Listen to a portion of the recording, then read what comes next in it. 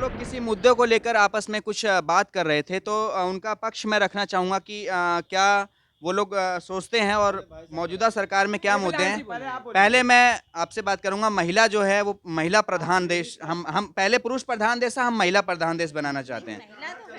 तो आप अपनी राय रखिए, अब क्या बोल रही हैं? हम सर यही कहेंगे कि जैसे बच्चे हैं, बच्चे आजकल कोई बच्चा पढ़ना नहीं है, मोबाइल में व्यस्त रहते हैं, घूमने में व्यस्त रहते हैं। अगर उन लोगों को अगर देखा जाए कि दो शब्द अगर पूछा जाए तो नहीं किसी शब्द पे बोल सकते हैं, केवल नारेबाजी लगा सकते हैं। ऐसा आप कैसे कह सकती हैं? सभी बच्चों को जनरलाइज कैसे? आप भी कभी छात्र रही होंगी, तो आप मानती हैं कि बच्चे नहीं बोल सकते, बच्चों को कुछ अकल नहीं होती, ऐसा होता है? या बच्चों को राजनीतिक तौर पे घुस जा रहे हैं कि मोदी बच्चों को राजनीति नहीं करनी चाहिए? नहीं तो फिर बच्चे वोट क्यों देते हैं? नहीं, फिर सरकार वोट क्यों मांग? एक मैडम हैं, तो अगर ये वोट देते हैं में घुसे हमको सरकार अधिकार है। हाँ, घुसने का अधिकार, घुसिए आप लोग। अगर हम वोट दे सकते हैं तो हम क्यों बन नहीं सकते? वोट हम ले नहीं क्यों सकते? मैम आप ही तो बोल रही हैं हम लोग राजनीति जब 18 साल जब तक इन्हें पता नहीं हो। सर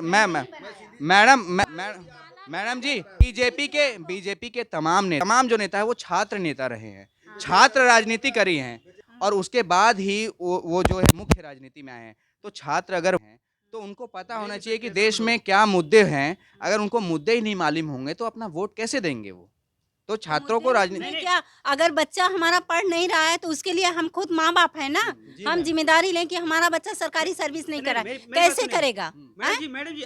तमाम गरीब के बच्चे हैं, पढ़ना चाहते हैं, अमीर के बच्चे केवल छात्रों की समस्या ये है मैडम कि पिछले कई सालों से जो है नौकरियां जो हैं वैकेंसी नहीं निकल रही हैं, और तमाम सरकारी संस्थान हैं, एयर इंडिया हो गया, भेल हो गया, सेल हो गया, गेल हो गया, सबको बेचा जा रहा है, प्राइवेटाइजेशन किया जा रहा है। छात्रों की चिंता इस बात से है, बैंकों का निजीकरण किया गया है, इस बात से चिंता है कि जब संस्थान ही नहीं रहेंगे, रेलवे का भी प्राइवेटाइजेशन किया जा रहा है, संस्थान ही नहीं होंगे तो नौकरियां कहाँ से मिलेंगी?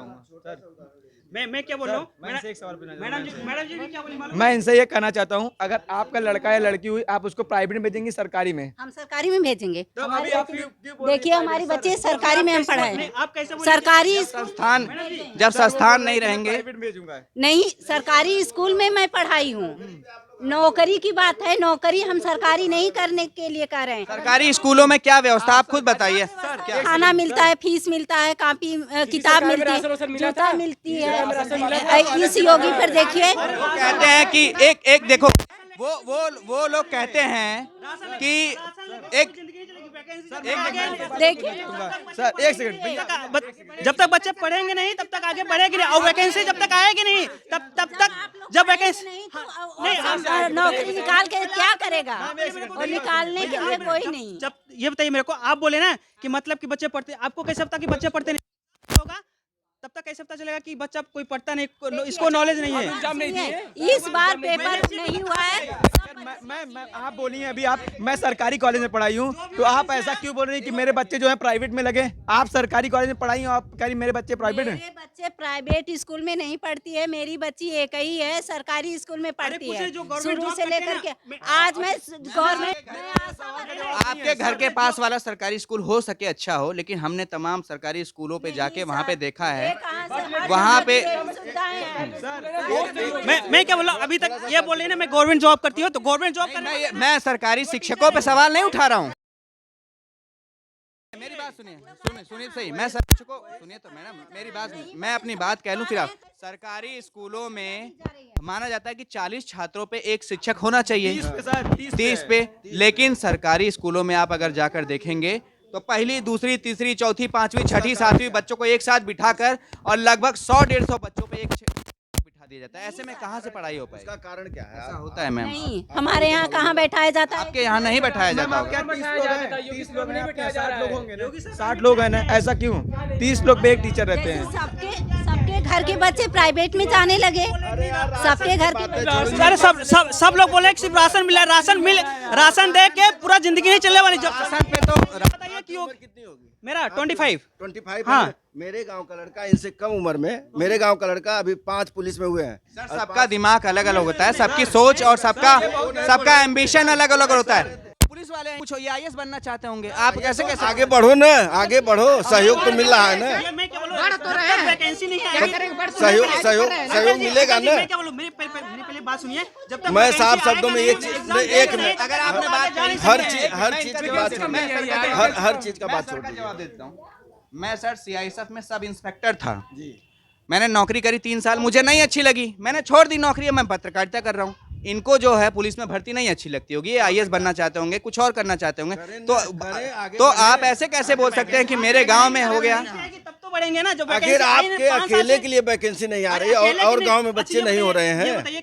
यही माधवपट्टी है, वहाँ के गांव के बच्चे पढ़ लिख के नहीं आगे बढ़ रहे हैं, अरे माधव घर घर की शिक्षा है। अरे आप नेट पे देखिए ना, आप गांव की बात मत करिए, ठीक है? 5 साल में कहाँ पे वैकेंसी है, 5 साल में कितना वैकेंसी है, कहाँ पे, आप वो बताइए मेरे को ना। अब ऐसे आप अपने मन से कुछ भी बोल सकते हैं। विभाग में हुई, किसी में नहीं हुआ। पहले जो अखिलेश ने वैकेंसी अभी तक चल रहा है, लेकिन जब से योगी सरकार आया ना, तब से चल रहा था, किसी का चल रहा था। जो अगर आप घर के गार्जियन हैं, आपका मकान बनना चालू हुआ, आप एक्सपायर हो गए या आप खत्म हो गए, तो आपकी जो पीढ़ी है उसको आगे बढ़ाएगी नहीं, आपकी जगह जो दूसरा आएगा उसको नहीं बढ़ाएगा। आप जो एग्जाम्पल दे रहे हैं ना, ये एग्जाम्पल हर जगह फिट नहीं होता है। जो आएगा, इनके में जो आएगा, अभी बीजेपी गवर्नमेंट जाएगी, सपा की आएगी, तो इनके कामों को आगे बढ़ाएगी, यही होता है। ऐसे में छात्र अपनी बात तो रखेंगे, ये छात्र को अपनी बात रखने का और इस देश के हर उस नागरिक ये को। पूछ रहा हूँ, अगर वैकेंसी आती, इलाहाबाद, लखनऊ, दिल्ली, सब लड़के क्यों धरना प्रदर्शन करते, क्यों करते हैं, ये बताइए। अभी इलाहाबाद में, आप इलाहाबाद के पास सुने, इलाहाबाद में पुलिस घुस के मारी, रूम में घुस के मारी, क्यों मारी? हाँ, उसका कारण गवर्नमेंट ही है। एक मिनट मेरी बात सुना, उसका कारण गवर्नमेंट नहीं है। उसने गवर्नमेंट अगर गवर्नमेंट अगर पेपर छापने के लिए किसी प्रेस वाले को दिया, तो लोग पैसे के लोभ में डंडे कौन चलवाता है सर? प्रशासन चलवाता है। शासन ही चलवाएगी। जब उपद्रव होगा, कंट्रोल के बाहर होगा, तो डंडे स्वाभाविक ही चलेगा। मैं पूछना चाहता हूँ, ये गलत किया कि नहीं, ये बताइए। योगी सरकार हम कह रहे हैं सब सरकार, अगर वो अयोध्या कांड हुआ था उस समय कितना लट्ठा बजा, किसी को पता है? आखिरी में किसकी सरकार? बीजेपी की। सपा सरकार। तीसरी बार देना। किसकी सरकार? सपा सरकार। अरे ओनली सरकार, कौन सी सरकार? सपा सरकार। तो ये थे हमारे तमाम नौजवान साथी, सीधा जाएंगे। हमने इन लोगों से बात की और ये जानने की कोशिश की कि जौनपुर के छात्रों की जो है वो क्या राजनीति को लेके क्या समझ है और उनके चुनावी मुद्दे क्या हैं। इसी बीच हमें एक अंकल आंटी भी मिले, वो लोग भी इस बहस में आए और उन्होंने अपना पक्ष रखा। हम जौनपुर में और तमाम जगहों पर जाएंगे, जनता से बात करेंगे और ये जानने की कोशिश करेंगे कि इस बार जौनपुर की जनता के क्या चुनावी मुद्दे हैं और जौनपुर की सत्ता जो है वो किसको जो है जनता दे रही है। मैं सत्येंद्र कुमार, मेरे कैमरा सहयोगी सुमित के साथ उत्तर प्रदेश जौनपुर, आप देख रहे हैं द न्यूज़ रे।